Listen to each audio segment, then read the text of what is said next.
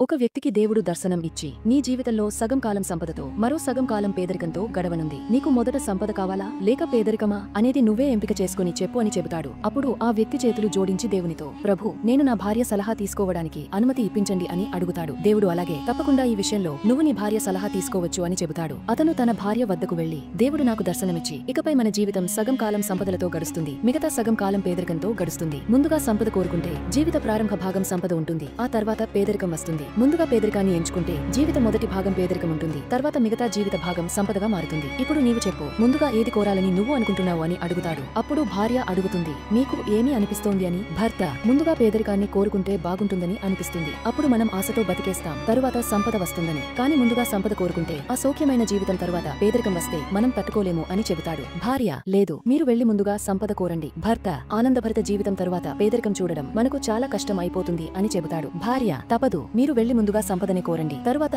ఏమి చేయాలో చెబుతాను అని చెబుతుంది. భర్త, సరే అని మనస్సులో దిగులుతో దేవుడి వద్దకు వెళ్లి ముందుగా సంపదనే ప్రసాదించండి ప్రభు అని అడుగుతాడు.